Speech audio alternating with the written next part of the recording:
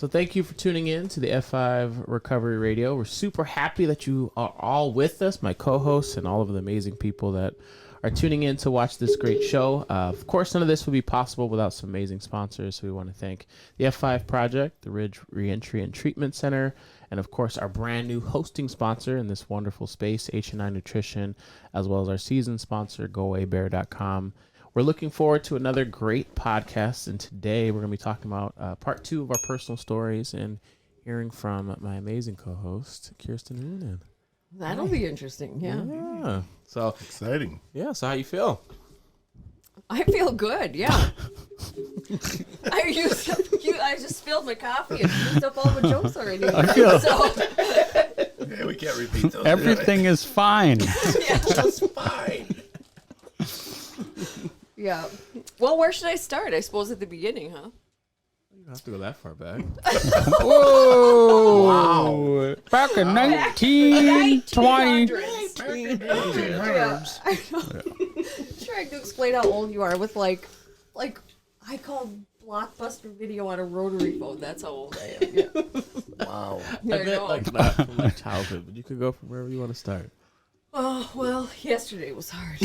No, I don't know. I guess I thought I grew up in a double wide, but I didn't, and I was outed in front of Adam after I had told him many times that I was much classier than he was as a trailer park kid because I had a double wide. And then my mom was sitting there one day, and she goes, "We didn't have a double wide," and it happened to be when Adam was sitting there, so I couldn't even lie about it. It was amazing. So pissed. My day was made after years and years of her holding it over my head. I swear to God, we had a double wide. Anyway, we didn't. I guess. Anyway, but my parents are not alcoholic. My dad was in Vietnam, so he suffers from PTSD. He's much better now. And my mom had her dad was alcoholic, and so it's genetic. I still do think that this is an illness. It's definitely not a choice. You don't pick to do this. But my brother and I are both in recovery, and I sobered up before him because I'm way smarter. And we had a great childhood. We moved every 2 years, but I always felt loved, and we always you got to reinvent yourself every 2 years. And I think that, from the very beginning, I felt like off. Like I knew that my family loved me, but I thought they had to because I was their kid, and I really didn't think that, I don't know, I just didn't feel like I fit in anywhere. And I was 6 feet tall by the time I was 13, and I had a really bad perm because it was the 80s, and I was pigeon-toed, so I had to wear corrective shoes. Oh, no. And I know, it was awful. I had acne, and I wasn't definitely, I probably didn't have a date till I was in college, It was really rough. And and I don't know if even in college those could be called dates. But anyway, we'll call them dates. There's no children here. We'll call them dates. They were quick dates. Ouch. Anyway, but I was active in sports, and that was probably just because if you weren't, they couldn't have a team because we lived in really small towns, and I was really tall, so you had to play basketball and stuff like that. And Of course. so, and I did well in school. My mom was a teacher. My dad worked at he was a farmer, rancher, and was an agronomist, so we worked at a co-op, and he would get them from being in the red. Is that the bad or is that the good? I don't know business. Yeah, and bad. So he'd get them from bad to cheap. good, Yep. and then we'd move to a new town and whatever. Anyway, so, but I didn't know we were as poor as we were until you look back at pictures of yourself as a kid. You're like, oh my gosh, we look like refugees. Like, we had moon boots with the bread sacks and, the whole, hand-me-down, all the stuff, There's people listening right now wondering what the No, What's she talking I about? get it. Moon boots with bread sacks. You always had to wear a bread sack over your overboots. Yeah, or because you they get- leaked. Yep, or your And then you socks put a get rubber wet. band around them. Oh Yeah. my god. No. Yes, absolutely. Yeah, Yeah. we get that. Oh, you didn't know this? No. Oh, hell yeah. Oh, hell This yeah. is, I'm trying not to let my mind be too blown, but yeah. Oh, I suppose you're from California. California. Oh, Yeah, I thought you had in money. North. Yeah, we had to wear like plastic bags over our boots because they would leak. Yeah, That's you'd have wet Yeah. socks. Yeah. Otherwise, yeah. And your Anyway, so feet that would was fall pretty off. normal. Or you had like critters under your house, you know, because you didn't put the bales on right on the siding or something. Anyway, or the pipes would freeze. I mean, just normal stuff. Just normal. Yeah. Normal North Dakota living. Well, Yeah. I can't believe you didn't have moon boots with bread sacks. I feel moon boots were literally the dumbest thing ever invented. real, It was just yeah. like these are amazing like all-terrain boots. yeah. It's like, There's no you grip, just walk into a Four-wheel puddle, it's drive. like soaked. They leaked. no grip. all of them. Yeah, you slid everywhere. Anyway, so that was normal. But anyway, but I just felt out of place. And I think I remember the dare cop coming to school with like this briefcase on this, you know, on the table, and he'd open it up and it was just like, oh, and it opened, you know, I just felt like, oh, that is the holy grail of drugs in there, because it had an example of every drug, and I thought, Right. those have to be real. Those can't be fake under that glass. And all I know was that in my mind at 10 years old, I was going to do every one of those drugs in that case. That's all I thought after that lyceum or whatever they called it. And so I did attain that goal. It didn't get me far in life. But anyway, I remember I was in 4-H, because that's what you do in a small town in North Dakota. And I was in crop judging, actually. And one night we had... Bef- Yeah, go Can you ahead. just clarify what crop judging is? I have no Oh, idea. crop judging in 4-H is that, like, that's something you study, and so you name all the weeds, you can name the plant and where it is in its development, and blah blah blah. That's that's part of North Dakota small town is crop judging. Wow. That's like a whole big thing at the fairs is and for stuff. real. Yeah. It's not crop dusting. I know. No, it's not. Oh Yeah. jeez. And it helps later in life when you grow weed, and stuff like that. But at the time being, you didn't need to know what milk thistle was or whatever in the ditch, But I guess came it in kept handy. you from smoking the wrong weed, I guess. Ditch weed. I can pick that out right away. My dad would be so proud. Anyway, so yeah. But so we that night, I was probably, I don't know, 13 or something, and there was, of course, a boy that I was infatuated with was going to be at the same crop judging event, so I wore my best bodysuit. And when you're tall, in the 80s, bodysuits are only meant for girls that are 5'6" and under, because they pull a little tight. Bodysuits and moon boots. Bodysuits and moon boots. I could have a rap song. That could be my new rap song. That's your new name, Moon Boot. Anyway, so we went out drinking. We were in the back of this truck, and it's got a topper on it. Did you guys have toppers on trucks in California?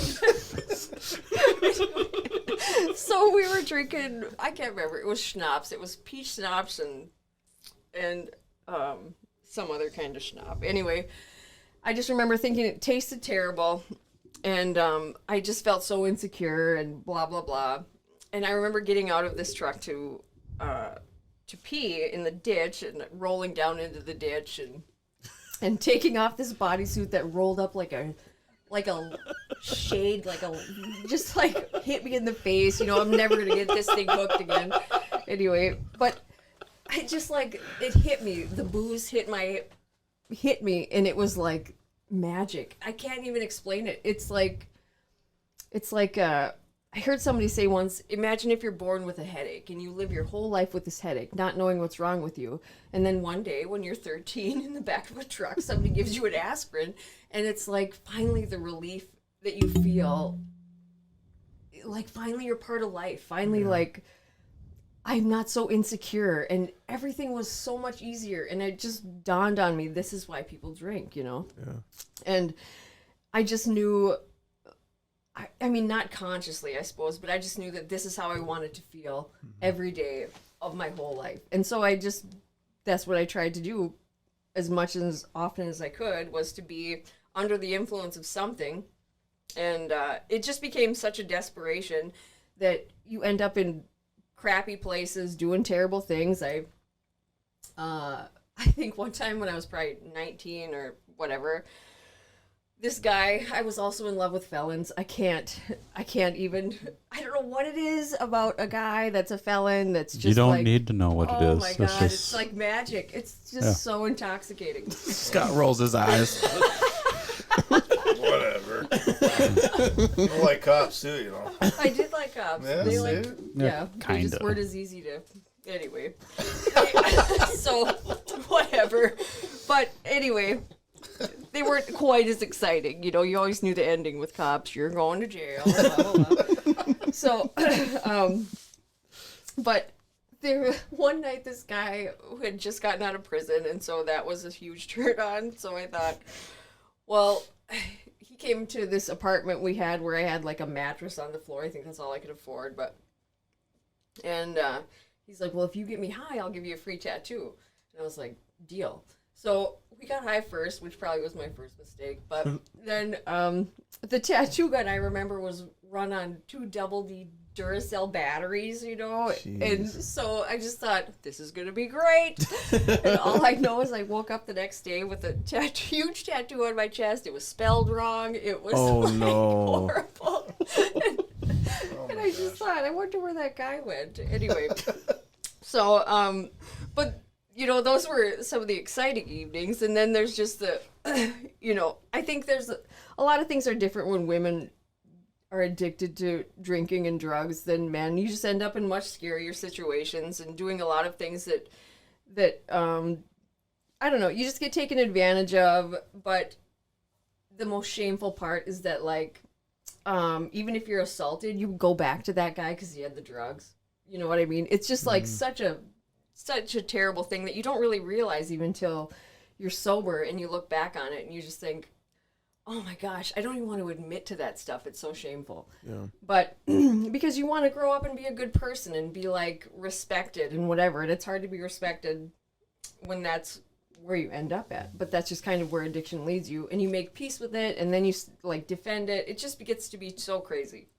But you really do end up with in a lot of scary places. And there's a lot of scary guys out there that in that world don't really care about your well-being at all. And you don't really at that point either. So, but anyway, I ended up getting myself into a lot of trouble. I was a smart kid. The crazy part, the hard thing to explain about addiction is that there's so many facets to one person. Like, I am a good person and I am trustworthy, but I will steal your shit. You know what I mean? Like, like there's so many different parts to a person that that's why a lot of people, I think, that love people that are chemically dependent feel almost tricked by them, because it's like they really are good people and they do mean well. But in the same breath, I am trying to survive, and so I'll do what I have to do to feel okay also. Anyway, but I ended up in enough trouble and in and out of jail, and I got kicked out of college, or they asked me to leave. They felt that I was spending more time in county jail than I was in class, and I thought, well, that's dramatic, but sure. It's true. So I had to have this court card signed, and so I went to a local AA meeting to get this court card signed, and I don't know why I'd lied about everything else in my life up to that point, but suddenly I had to actually have this court card signed by someone at the meeting. I'd be honest about it. I don't know, it was a burst of reform, I think. And I found a meeting that was all guys. And I think that whenever I sober up, I just go to the next shiny thing. And for that, like, whatever makes me feel best the fastest and is men, because you guys are super easy. And all I have to do is say, like, I feel fat. And then you're like, oh, you're not fat. You're just blah, blah, blah. You know what I mean? You guys are really just easy. Be like, can you explain this to me? And it's like, Like earlier when she was like, "Is in the red bad?" and all three of us were like, "Ah!" I was like, Yep. You are you're an easy breed. "Yeah." So, but yeah, I mean, you're just like, I think that addiction doesn't go away. That need to feel better instantly doesn't go away. And so I found a group of guys that were all about my age and just only guys, because I always thought if I had $1 for every time I've heard from other women in recovery, I get along better with guys than I do with girls. Like, well, of course you do. They don't ever disagree with you. What are they? They're never going to disagree with you. You will always get along better with them. And they will always act like they're going to protect you until whatever, whatever. So, but truthfully, in recovery, it's been the women that have saved my butt over and over again, and that I've had the most fun with, and that have, like, challenged me to be a better person and all of those things. But anyway, I started going to meetings. I didn't sober up. I just couldn't do both at the same time, I guess. And so I did the marijuana maintenance plan for a while until one of those guys said, smoking weed's not sober. And I was like, well, I guess, whatever. It seems dramatic, but if alcohol's what I was getting in trouble for, whatever. But I think I started drinking, and then, of course, drugs just become part of your story. And I don't know if that's just the time or place that I was at or whatever, but because I always just say, well, alcohol really isn't my problem. It's the amphetamines, or it's the, all the other things that come along. And I ended up running with these Aryan guys because they had the best cocaine, and it was just like the craziest places you end up is just like, why am I here? This is so disgusting to me. But they have free cocaine if you just hang out long enough and are naked for a while. You know what I mean? So it worked out good. I suppose you guys had the exact same experience. Nope, God did for sure. Nope. If you're just naked long enough, everything's free. Mm-hmm. I'm too hottie for nothing. Yeah. What's your experience? Let's relate. Let's really. Anyway, but I ended up with a great group of guys that did a lot of fun things, and I stayed sober for a long time just on that. I ended up getting a sponsor that was not a local sponsor because there weren't any really women around in the meetings then. So I was never super honest. I mean, like, you get sober, but you don't get better all the time. And I, whatever job I had, I'd steal from my work. And the first big book I had, I still have it, actually. I stole it from a library. So it's just, like, ironic. Like, every time I open that big book, there's a little thing where you put the date, the stick the thing, whatever. I did make amends for that. They told me to keep it because I needed it more than they did. And so... But I think that sobriety it was a blast, and I had a lot of fun, and I'm so glad for that. And I hung around long enough to want to stay there. And then I think that I got married, and I had kids, and I had a career, and the gifts that sobriety gave me, I started to take for granted. And I just thought, you know what? I get this all day long because I went into counseling. And my first sponsor always said, like, when your work becomes your meetings, you got to quit your job because you're going to die drunk. And I just thought, oh, that's a bit dramatic. But she was right. And eventually, after I got married, I have these 3 boys. We have a foster daughter. I mean, our house is just like this circus of recovery all the time, and I just thought, I don't need the meetings as much as I used to, and I'm busy and I'm tired, and I just stepped away from it. And I think there was like 2 years, and my best friend that I had gotten sober with for a long time, she quit going to meetings, and so I quit going to meetings, and I have never been so close to suicide in my life as I was at the end of those 2 years, where I just, like, I couldn't be in public even. It just was so shameful to go back to a meeting and have somebody introduced themselves to me, and I'm like, I made this fucking meeting. You know what I mean? Like, I am not new here.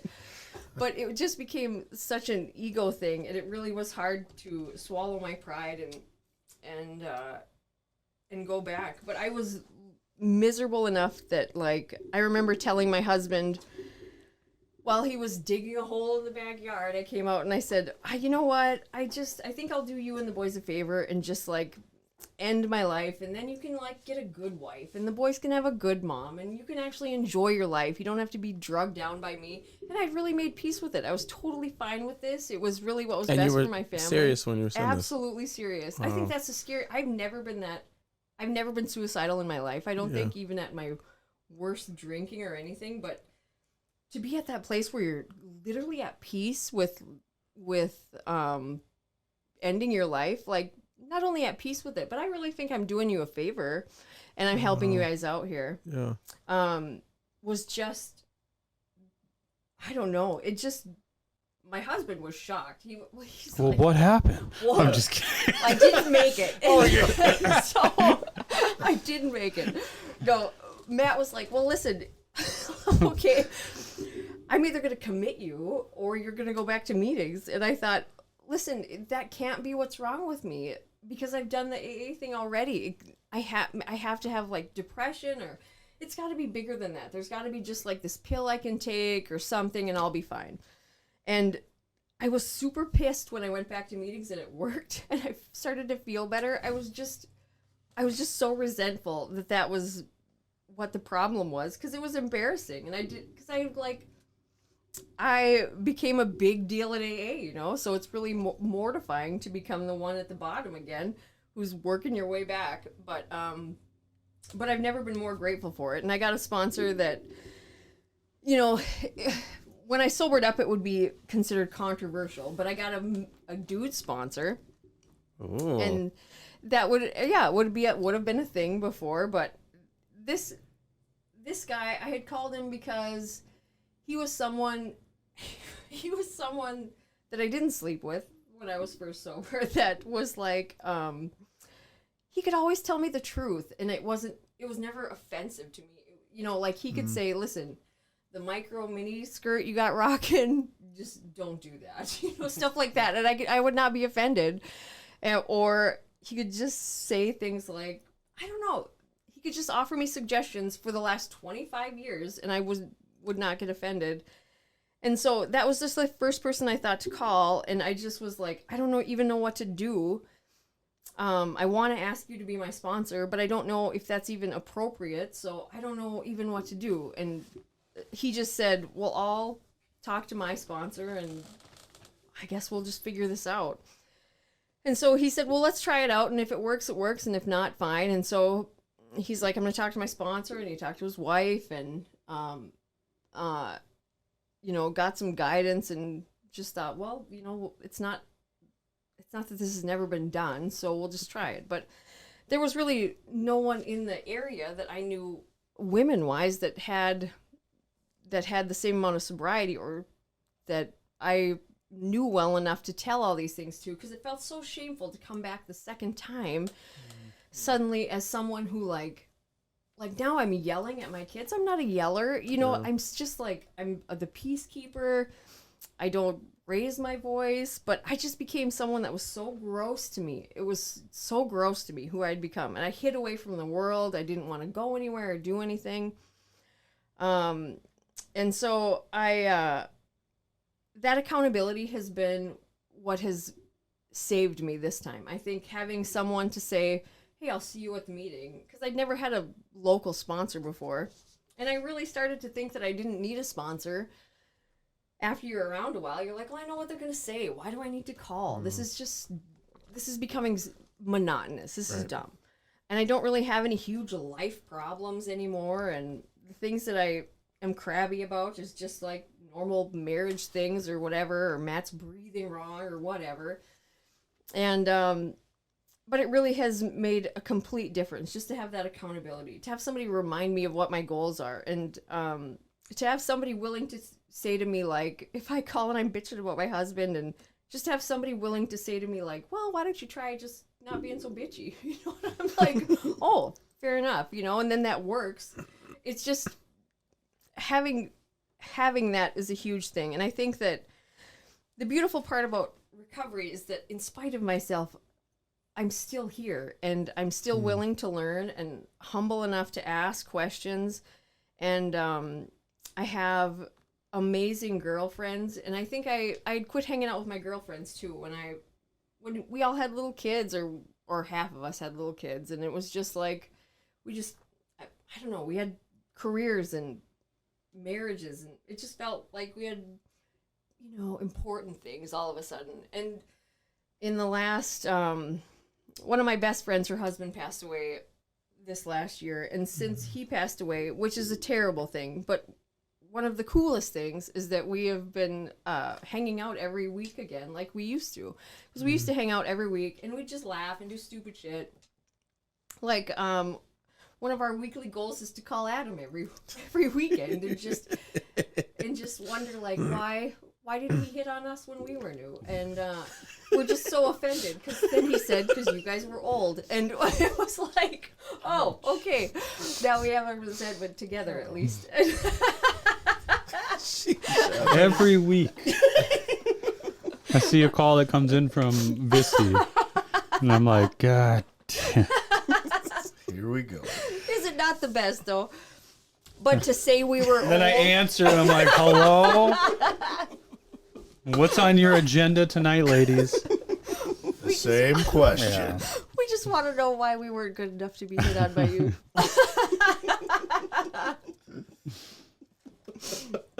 Is it that we were more experienced? I was super intimidated. That's really what it was. Walked in and there was these 4 women that were just like staring at me. Like, what's he gonna do now? We just wanted to see what will he wreck this week. This will be good. Yeah. We'll write it in a journal. We'll read it later.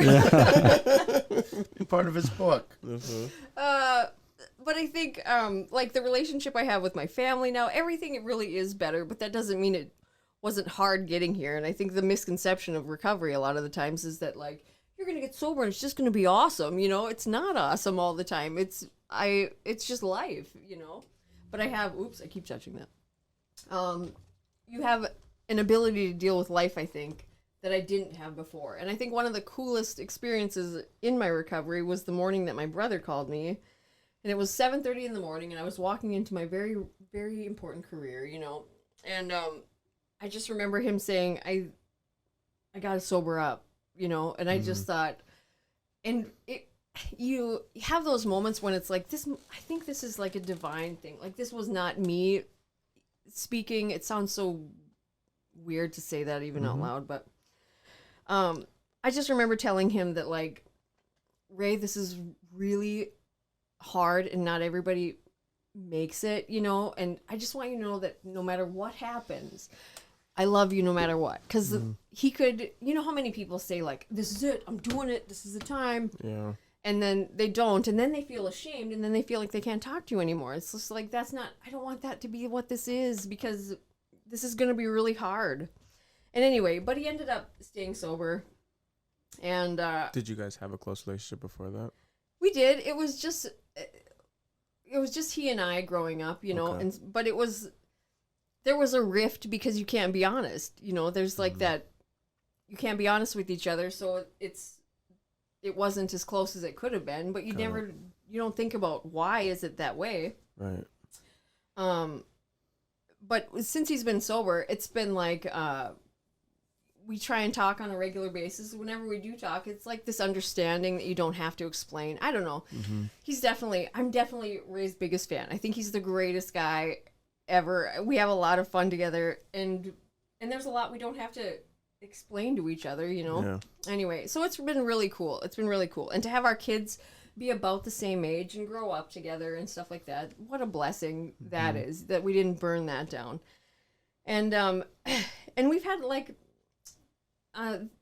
you know, there's been a lot of, even in my career, a lot of people that you don't think are even watching you that show up and they're like, hey, I just wondered if you could help me, you know, but you think like, oh, I didn't even think you knew I existed. But so it is recovery is a hard thing and it's hard to watch. I can't imagine being a loved one, watching someone you love, you give your life for, struggle with addiction. You know, I think luckily my kids have not yet gone down this path, and I don't know if they will or if they won't. I'm not sure, but for now they seem like, you know, they're great kids. And my husband's in recovery, but he is definitely not my sponsor. That was one thing that we always, before we got married, we just said, like, listen, I'm going to put my recovery before you, and I hope you put your recovery before me. Otherwise, this will not work. If we lean on each other too much, we're going to hate each other, and it's just going to be, you know, it'll be just ugly. And I'm not saying to tell your spouse that they should ever call their sponsor, because that doesn't go over well. That's like calling a crazy person crazy. Like, I know I'm crazy, but the fact that you just said it out loud. And now I need to validate it. Let me show you. Yeah. So, but yeah, I put my recovery before my kids, before my husband, in a well-rounded kind of way. Not like in a black and white, like, oh, you're having your biggest game of your life, I gotta go to my meeting. You know, not like that kind of thing, but just to stay accountable. And I don't think like, oh, I have to be there for my kids 24/7. And I can't go to meetings or something, because that makes me a bad mom. It just makes me irritable, and that's not what this is about. You know, it's not about living and breathing recovery, but it's not about just having it be a like one and done kind of thing. You know, it's kind of part of your daily, I don't know, it's hard to explain, but anyway, but it's been a good road. I've not had anything too big to complain about that I haven't created myself. I think the most amazing gift I've been given is the 2 years that I spent out of AA, that I learned that that's what I needed the most. And going back has been super humbling, but I think it's a different kind of what am I trying to get at here? It's like a different kind of surrender. Like, you have that surrender when you first get sober of the physical chemical. Like, I cannot physically ingest this stuff. And then I think after those 2 years, it was more of a spiritual thing. Like, Serenity. Yeah, I have to know that this is not my answer cannot be me. You know, I cannot think my way out of a paper bag. So anyway. And you had mentioned, like, when you, after that 2 years, you're coming back and you had to start from the bottom. Like, what was that feeling? Or, because you didn't relapse, you just stopped going to meetings. But, like, did it feel like it was a relapse? That's why you kind of felt so low, because you've been down so long? Had I not been married to someone in recovery, I'm sure I would have drank or done something. Okay. Because it was you're so uncomfortable in your own skin. You cannot get away from yourself. It's just this misery that haunts you, you know? And I remember that was about when Adam would find me. I'd get enough balls to just go to a meeting. Just go to a meeting. I'd sit in the back and I'd try and ignore everybody and try and go home right away. And then Adam would come sit by me and he'd be like, hey, what are you doing? You want to hang out? You want to do this? You know, you want to help me out with these houses or whatever? And I'd be like, I don't know. I can't. You know, I can't think. And I do give Adam a lot of credit for that. I think that without that, I would have not jumped that far back into recovery. You know what I mean? But I felt pressure to like act better than I was and do more stuff and whatever. And I think that really did save me to be a part of that. And so I'm super grateful for that. But you just never know how you're affecting someone else. You know, like I could be asking someone else like, hey, you want to help me with something? And they're dying on the inside. And I would have no idea, you know? So anyway, it's just like, we just don't shoot our wounded. You show up and people just treat you like you've always been treated, which is really cool. So, yeah, I'm super grateful for this program. I know my parents are grateful that Ray and I found this stuff, and you know, they're always proud of us and bragging us up and stuff, which I don't know. I don't know what that looks like at the church council when they're like, my kids are in recovery, you know, they go to A&A and blah blah blah. They completely destroyed the communities before they got sober. Look at them now. I know. Oh yeah, such God a great thing. is good. God is good. Told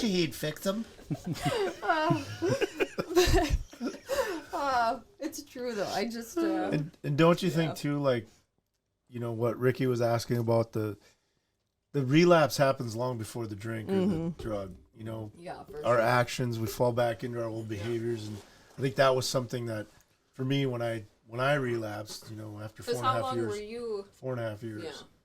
Were And you it going was to the meetings same- that whole time? Yeah, I was going to meetings, Yeah. but I didn't, you know, I had a sponsor, like they say in quotations, Yeah. and I wasn't doing anything in the book. You know, I was just like coming late and leaving early, not hanging out with anybody, but I know that feeling you're talking about too, is that it was just a horrible feeling. Like I was so miserable, you know. Yeah. I remember my wife at one time said, "Why don't you just drink? I know. You're such a dick." I know. You know, and it was like, this is a trap. I know. You know, and I'm like, you're trying to get me to drink so you can tell me to leave, and you know, just crazy stuff like that. But you're so uncomfortable in where you're at, and you're just like miserable. Yeah. You know, it was. You know, I heard a guy say one time, if you're gonna be that miserable in AA, you might as well go get drunk. And I'm like, you can't tell us to do that. Yeah, I you know. So it's like You become but you so feel, sensitive. Yeah. Oh, everybody's talking about you, and everybody. And then it's almost a kick in the nuts when people are like, "Well, welcome back. It's good to see you." You're like, "Fuck you," you know. Yeah. It's like, oh, we missed you. Yeah, but it is good to I see know. you. It just It feels is. like they outed you or something. Like they read your mind. And I think sometimes that happens in recovery. You know, when people go back out, we almost we separate ourselves from them. Yeah. Because probably almost a defense mechanism because of the fear of it, of our own. But I remember when you mentioned Tony, you know, there was, when I was back out, tearing it, burning it to the ground, I was at the Casey's on University with my boss at the time because he was driving me around because of my DUI. And Tony pulled up on his motorcycle, and I'm like, oh, shit. And I tried to get down as far as I could in the truck so he couldn't see me. And then I hear his motorcycle, and I said, all right, he's gone. Awesome. All of a sudden, there's a knock on the window, and I rolled it. He goes, roll it down. And I'm like, what's up? He goes, hey, I just want you to know we're still friends. Whether you're drinking or not, we're still friends. Yeah. And that meant a lot to me, you know, because it was like I hadn't, not because anybody wasn't calling me. It was I didn't want to take calls, and I wasn't willing to talk to anybody because I was embarrassed and I was ashamed. And so, you know, sometimes I think when we are in recovery and we know somebody's struggling out there, that if we can reach out to them and just say, hey, we're still here, man.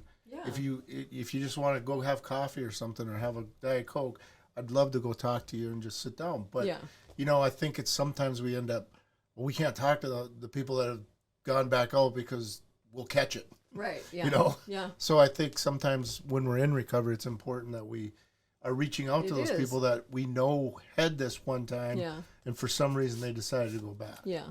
Yeah, and you don't want to bother them or wreck their, well, you know what I mean? I don't know what it is, But to just, the phone is really heavy when you're super sad, you know what I mean? It's just really heavy, especially when you're mortified and you know what you should be doing and all of the things. You just feel so awful that it's almost easier to just off yourself than go back to a meeting, which is awful to say, but it's such a real feeling. Ugh. Yep. And then afterwards, when people are like, you were that sad? I'm like, yeah. They're like, well, you seem just fine. I'm like, yeah, I'm really great with the dick jokes, but I'm just not doing so well, you know? Right. And I think a lot of times there's like high functioning depression and high functioning anxiety where people just seem super smooth and all put together and go home and want to die, you know? It's just, it happens more often than you think.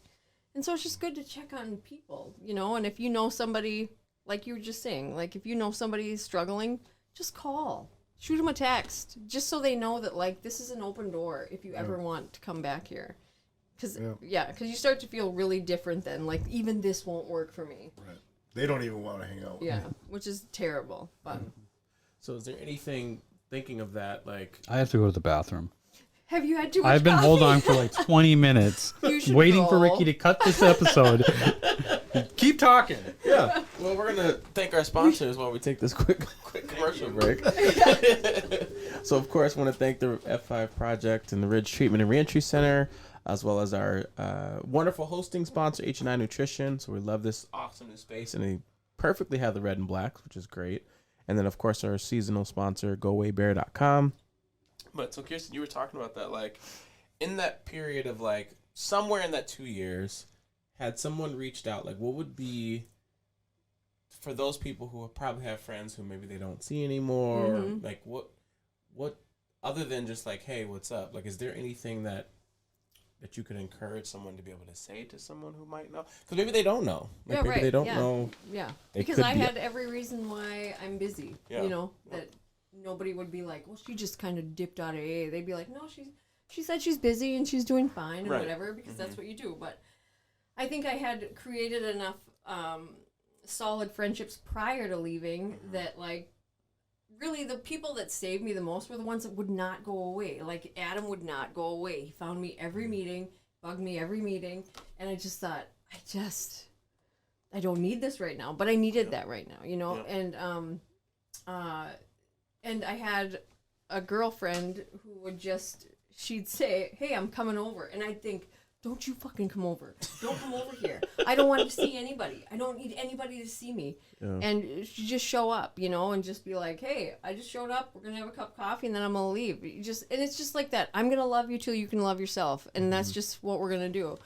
But, yeah, it was just like those super simple things, like just someone reaching out and not letting me off the hook, you know, just saying, I'm going to pick you up.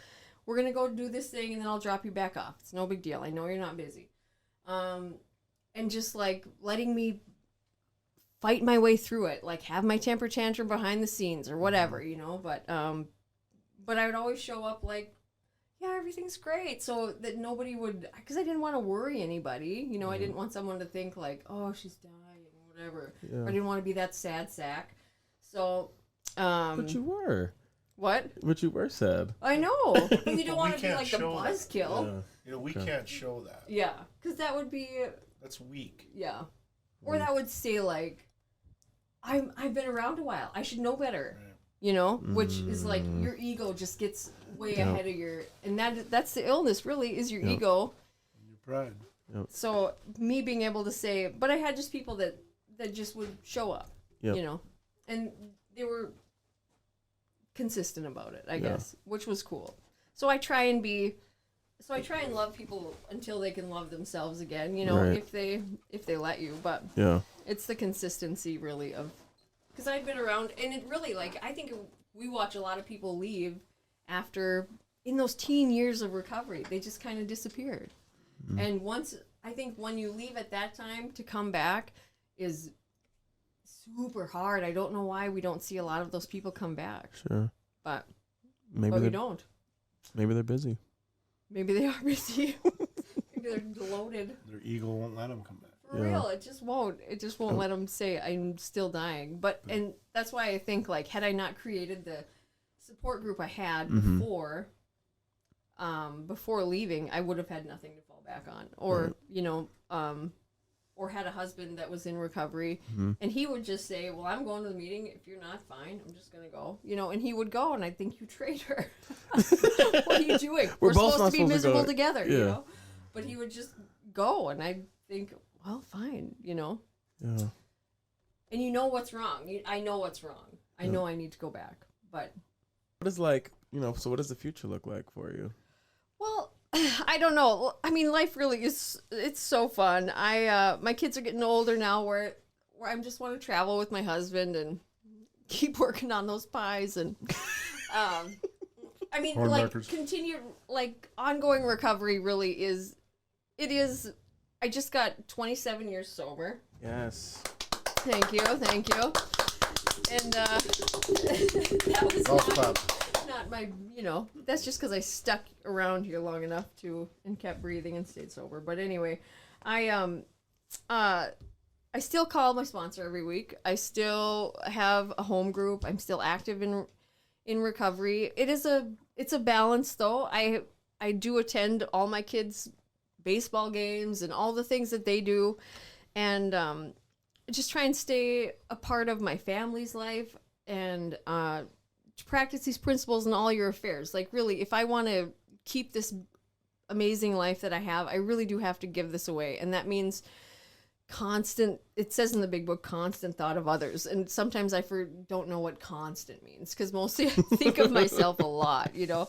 But I sponsor women. I have a sponsor. I think those are huge things for me in my life, you know, in my recovery. And I've seen people have the most success in the thousands of people I've seen try and obtain and maintain recovery. I have seen the most success with people that are active with a group of people that are of like-minded, that are trying to do the same thing and move in the same direction. I'm not saying that one program is better than the other, but just to be a part of one that challenges you to be a better person with people that have been through the same thing, you know, that you've been through.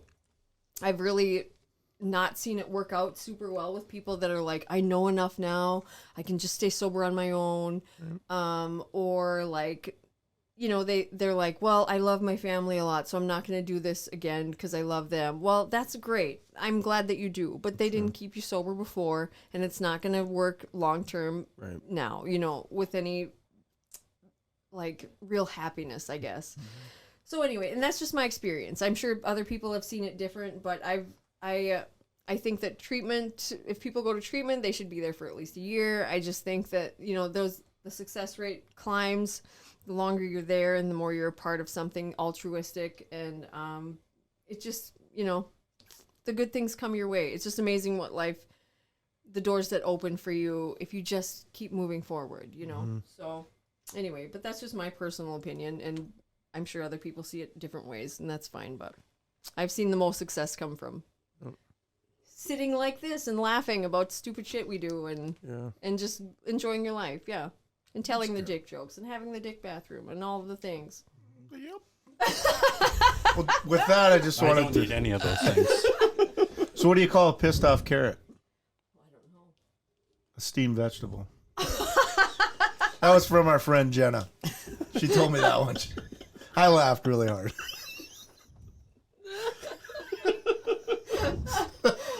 And Adam just shakes his head. He is laughing so hard inside, but he will not laugh at my jokes. I know. I can't. He can't, because I can't let him see that they're funny. I was so impressed with myself with the whole like tire pressure thing. That was it was really awesome. good. Yeah. That was. If you want, check it out on Facebook, man. That is a funny joke. It was funny. It was funny. Yeah. Anyway. Okay, I got one that Charlie told me. Charlie's my 13-year-old. He's really actually quite funny. He's the kid that said, oh, are you my youngest? No. He's the kid that said, I said, Charlie, I think you're addicted to noodles. Like, seriously, dude, you eat them every day. And he goes, I only do it on the weekends. And I'm like, what in the world? How did you learn that line? But anyway, he said, what did Mario say to Princess Peach when they broke up? Mario said, it's not you, it's me, it's Mario. So he's had some breakups already at 13. I'm sure. Yeah. Life is tough, man. He's quite the ladies' man, yeah. Well, Kirsten, thank you for sharing. That was amazing. Thank you to my awesome co-hosts, and thank you all for watching. This was amazing. Have a great day in recovery.